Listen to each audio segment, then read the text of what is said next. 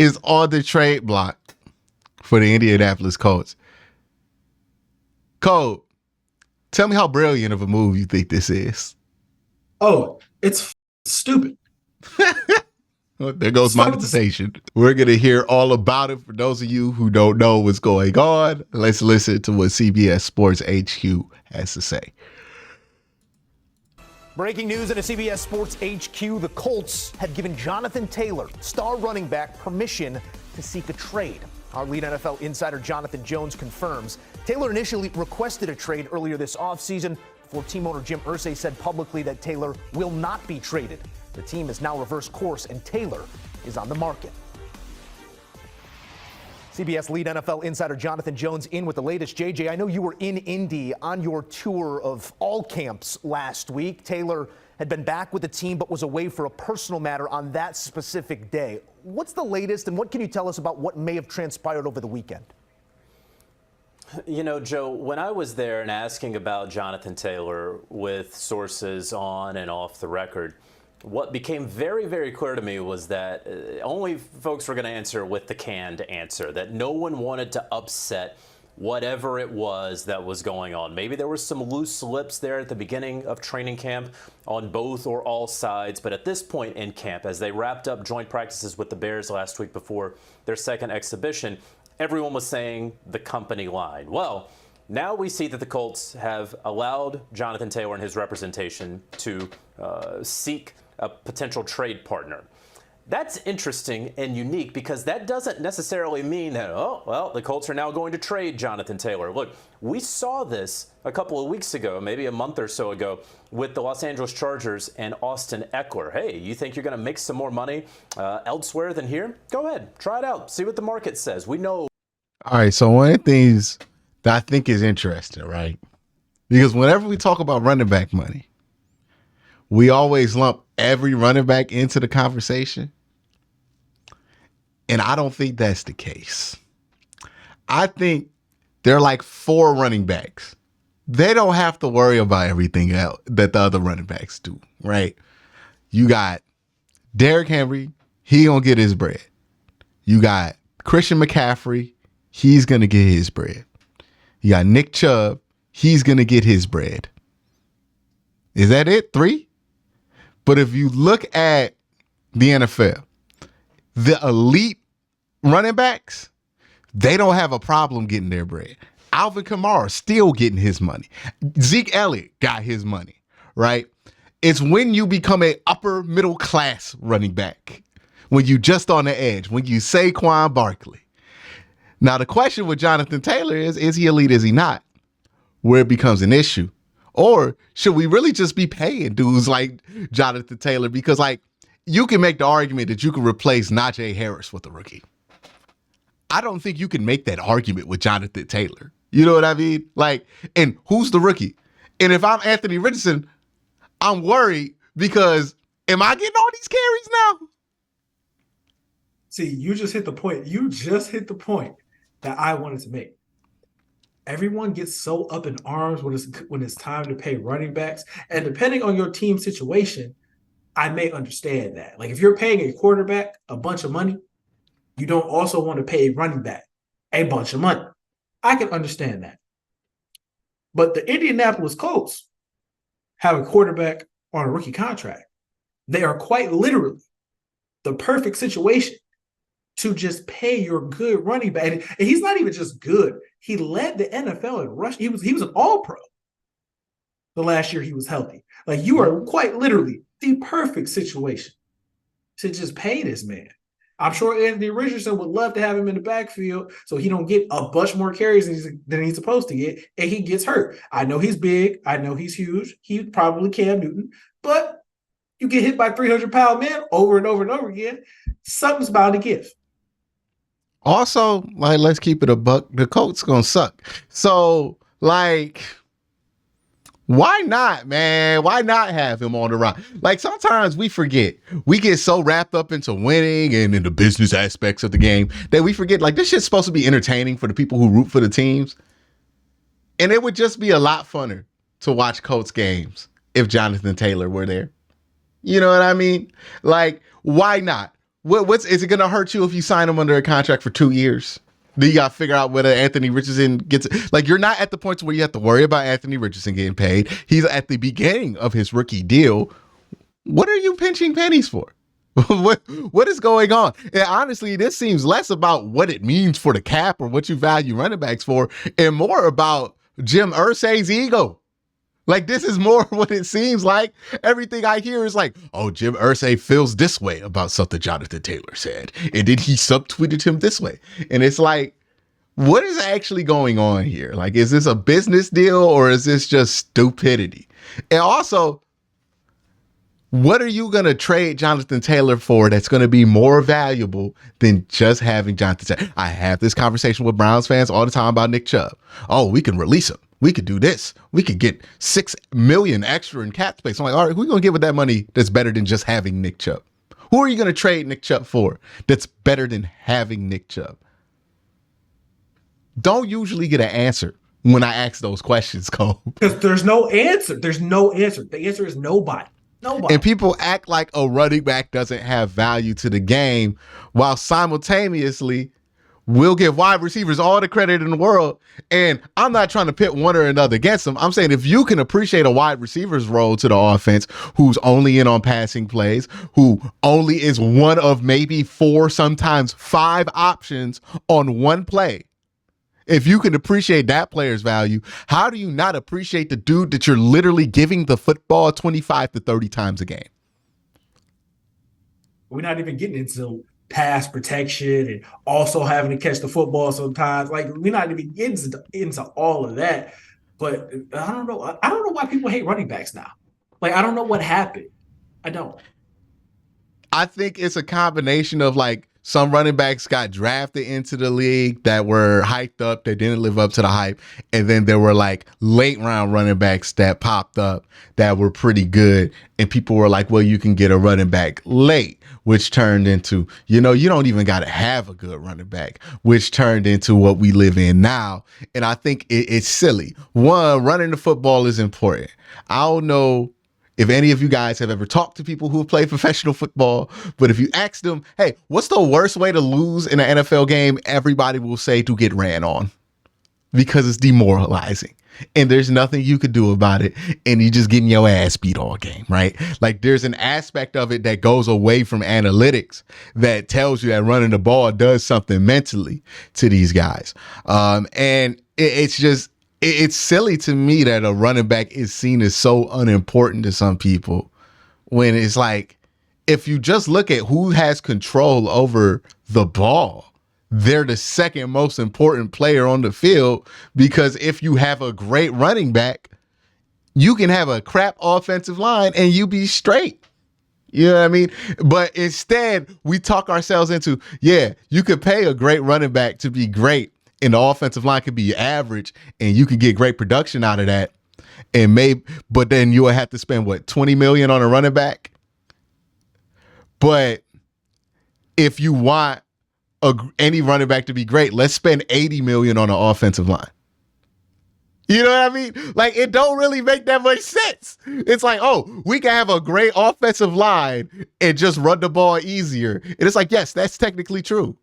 But how expensive is a great offensive line?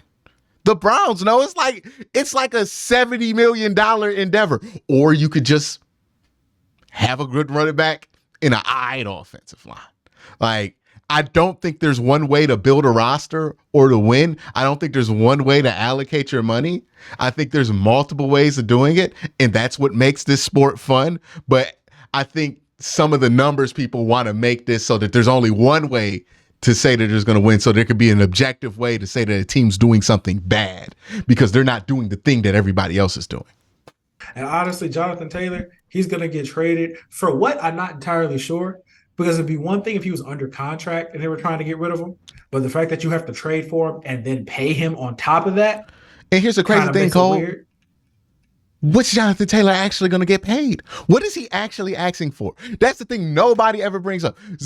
Tyreek Hill got traded from Kansas City because he wanted to make, $30 million. Jonathan Taylor getting traded from the Colts because he might want to make 14. It's so crazy for an all He's pro. getting 14 million. traded. He's getting traded because he wants $14 million. An all pro running back. All pro. Like, First team all pro. $14 million is all he's asking for. You know who gets $14 million? Donovan Peoples-Jones, once he hits free agency, probably gets 22. The top paid running back right now is Christian McCaffrey at $16 million. Alvin Kamara has 15. Derrick Henry and Nick Chubb, 12.2. Nick Chubb for 12 million is crazy. 12.2, which means that Jonathan Taylor's probably asking for 14, right? Like $14 million. Let's go to wide receiver. Again, we not hating. We think that everybody should get paid, but Tyreek Hill got 30. Devontae Adams got 28. Let's see who makes $12 million. Corey Davis. Okay. Would you rather have Jonathan Taylor or Corey Davis? It's not even a question.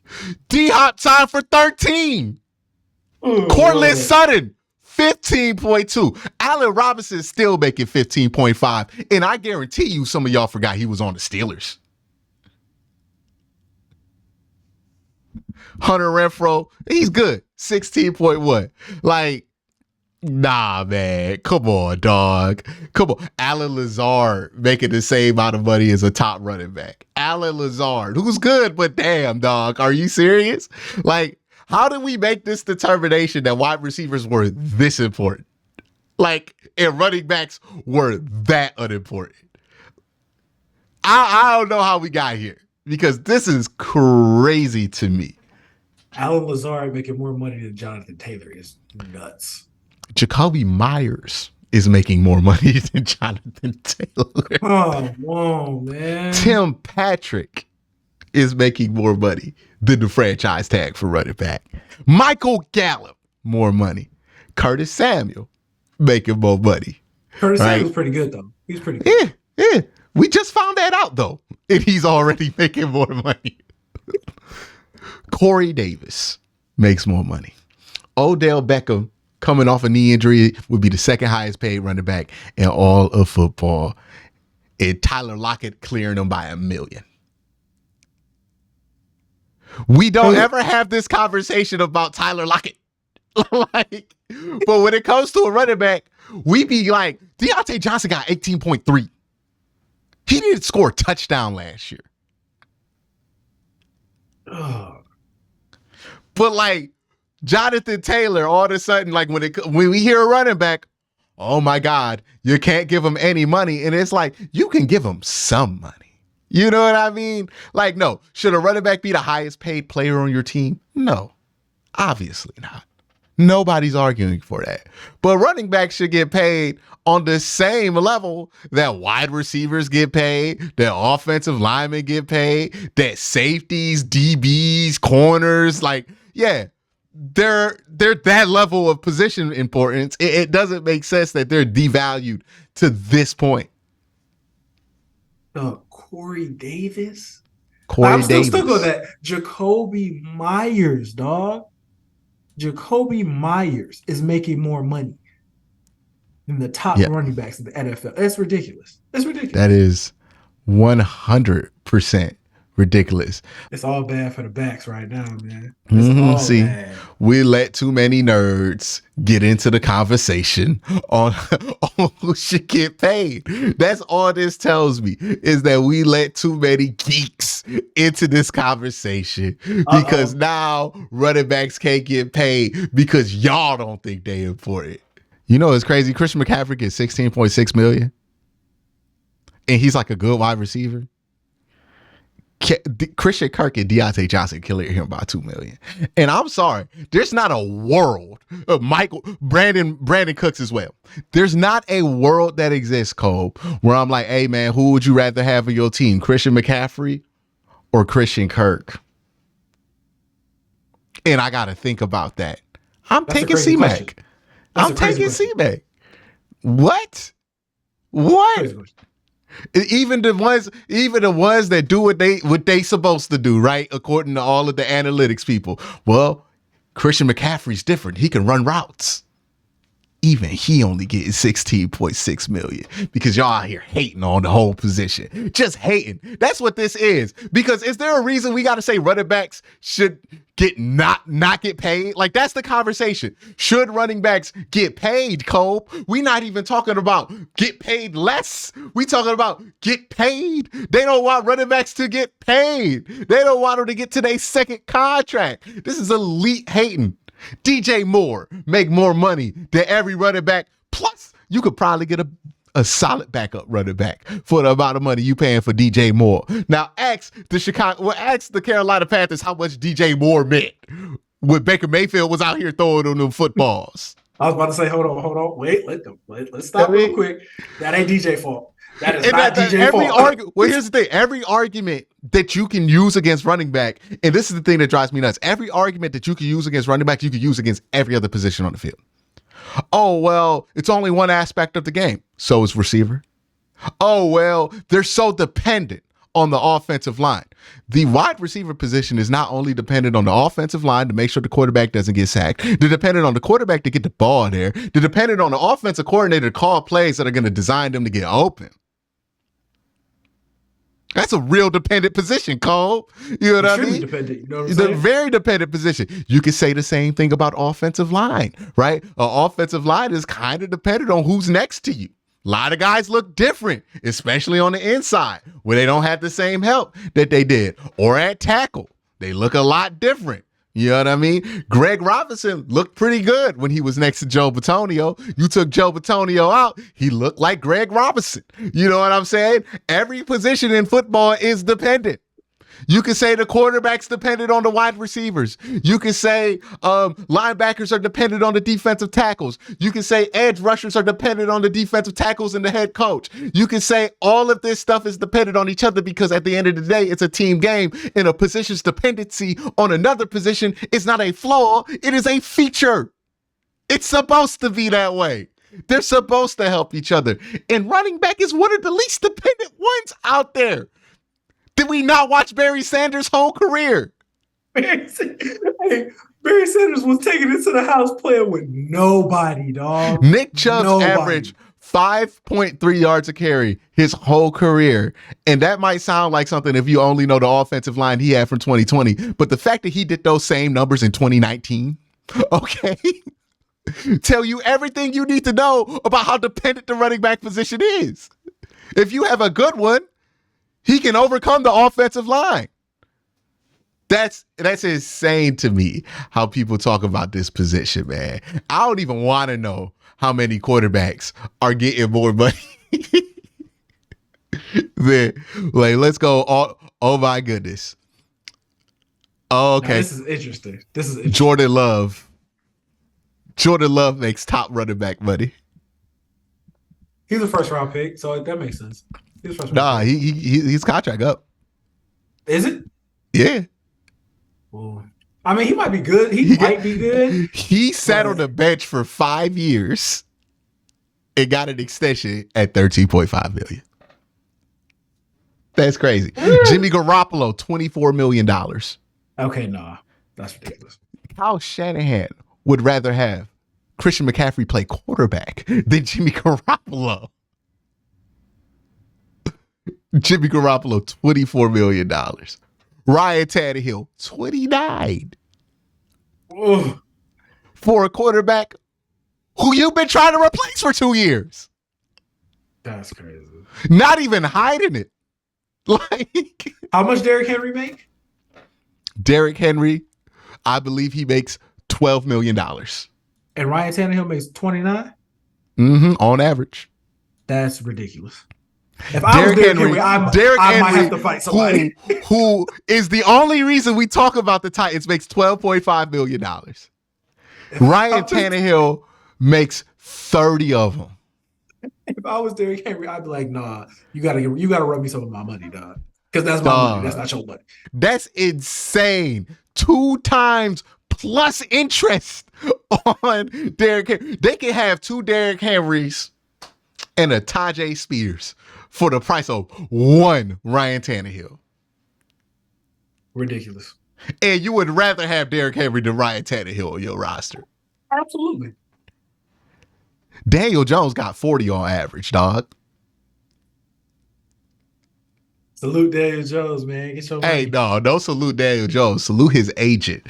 Shout out to that man. No, shout salute out to Daniel the Jones. agent. You know why we salute Daniel Jones? Remember what Baker said about Daniel Jones? Mm-hmm. I Salute to bet he that be man. buying Baker dinners. Salute to that man. Get your money, man. Hey, look, Daniel Jones understood the importance of timing. He was like, I could be ass for 3 years. Make sure they don't make me pick up that 5th year option.